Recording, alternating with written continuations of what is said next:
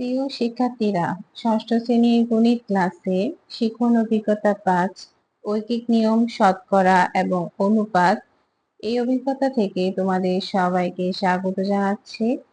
আজকে আমরা আমাদের বার্ষিক পরীক্ষার প্রস্তুতির জন্য কিছু বহু নির্বাচনী প্রশ্ন এবং সংক্ষিপ্ত প্রশ্ন নিয়ে আলোচনা করব। তোমরা এর মধ্যে অলরেডি জেনেছো যে আমাদের ডিসেম্বর মাসে 100 নম্বরের বার্ষিক পরীক্ষা অনুষ্ঠিত হবে এবং সেখানে আমাদের বহু নির্বাচনী থাকবে 15টি, এক কথায় উত্তর থাকবে 10টি, সংক্ষিপ্ত প্রশ্ন 13টি এবং রচনামূলক প্রশ্ন সেখানে আমাদেরকে 7টি আনসার করতে হবে।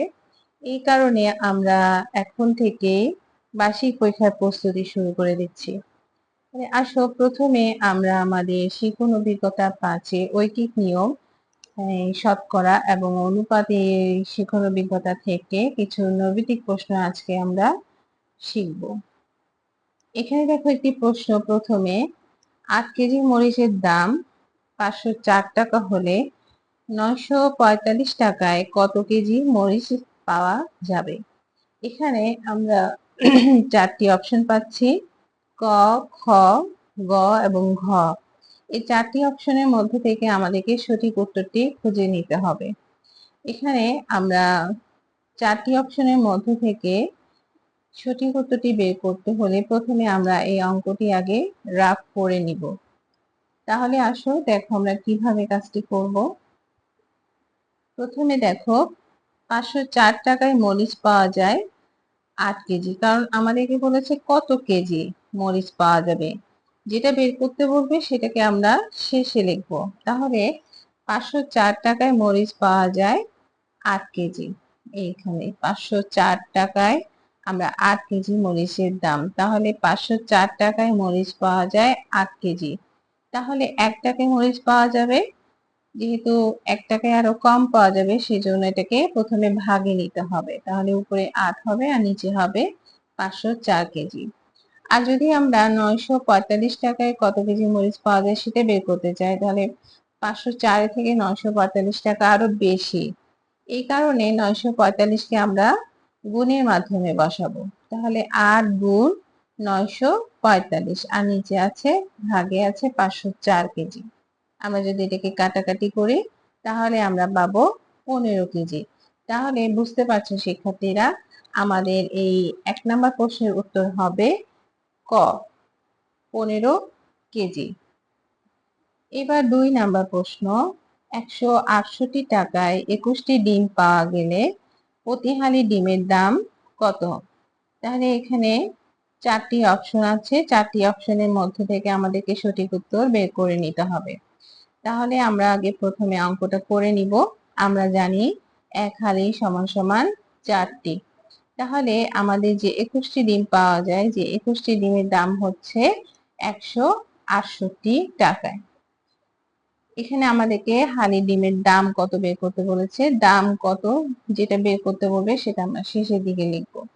তাহলে 21টি ডিমের দাম যদি হয় 168 টাকা, তাহলে একটি ডিমের দাম অনেক কম হবে, আর কম হলে সেটা আমাদেরকে ভাগে দেখাতে হবে। তাহলে উপরে হবে 168 আর নিচে হবে 21। আর যদি 4টি ডিমের দাম বলে তাহলে 4টি ডিম, একটি ডিমের থেকে 4টি ডিমের দাম আরো একটু বেশি হবে, সেই কারণে 4 দিয়ে আমরা গুণ করব।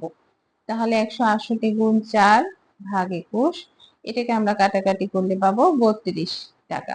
তাহলে আমাদের প্রতি হালি ডিমের দাম হবে এখানের এই 32 টাকা। 40টি বক্স 3800 টাকায় কেনা হলো, প্রতিটির গড় মূল্য কত টাকা? এখানে আমাদের 4টি অপশনের মধ্যে থেকে সঠিক উত্তরকে বের করে নিতে হবে। তাহলে আমরা গড় মূল্য সমান একটি বক্সের মূল্যকে আমরা 3800 কে ভাগ করব 40 দিয়ে, তাহলে 3800 ডিভাইডেড বাই 40 কাটাকাটি করলে হবে 95 টাকা। তাহলে আমাদের উত্তর হবে ঘ নাম্বার 95 টাকা। এবার 4 নাম্বার, মিলন সাহেব জুলাই মাসে খাওয়া বাবদ 2635 টাকা খরচ করলেন, তার সাপ্তাহিক খাওয়া খরচ কত? অর্থাৎ এক সপ্তাহে তার খরচ কত হয়েছে। এখানেও আমরা 4টা অপশন দেখতে পাচ্ছি, তার মধ্যে থেকে আমরা আমাদের সঠিক উত্তরটাকে খুঁজে নেব। প্রথমে আমরা দেখি যে জুলাই মাস কত দিনে। আমরা দেখলাম যে জুলাই মাস 31 দিনে। তাহলে এই 31 দিনের মধ্যে থেকে আমরা 7 দিনের খরচের পরিমাণটা বের করব। তাহলে 1 সপ্তাহ বা 7 দিনের খরচ হচ্ছে এই 2635 কে আমরা 7 দিয়ে প্রথমে গুণ করব এবং আমাদের যে মোট মাসের সংখ্যা 31 দিয়ে আমরা ভাগ করব। তাহলে আমরা পাচ্ছি 595 টাকা। তার মানে এই ঘ নাম্বারটা হবে আমাদের সঠিক উত্তর। অর্থাৎ তার সাপ্তাহিক খাওয়া খরচ হচ্ছে 595 টাকা। এবার আমরা 5 নাম্বারে আসছি। আসিফ সাহেব প্রতিপক্ষে, আমরা জানি এক পক্ষ সমান 15 দিন, তাহলে প্রতিপক্ষে 3 দিন ছুটিতে থাকেন। তিনি বছরে কতদিন ছুটিতে থাকেন? এখানে আমাদের 4টি অপশন আছে, এর মধ্যে থেকে আমরা সঠিক অপশনটি খুঁজে নিব। তাহলে আমরা জানি এক পক্ষ সমান 15 দিন আর এক বছর সমান 365 দিন। তাহলে 15 দিনের ছুটির সংখ্যা, অর্থাৎ প্রতিপক্ষে 3 দিন ছুটি, তার মানে 15 দিনে ছুটি হচ্ছে 3 দিন। এখানে দেখো 15 দিনের ছুটির সংখ্যা হচ্ছে 3 দিন। তাহলে আমাদের এখানে বলেছে কি বছরে কতদিন ছুটিতে থাকে, অর্থাৎ বছর বলতে আমরা এক বছর সমান 365 দিন। তাহলে 365 দিনে তার ছুটির সংখ্যা হচ্ছে 3 গুণ 365, আর এই 15কে দিয়ে আমরা ভাগ করব, তাহলে আমরা পাচ্ছি 73 দিন। তার মানে আমাদের এখানে কম সঠিক হবে 73 দিন হবে আমাদের তিনি ছুটিতে থাকেন।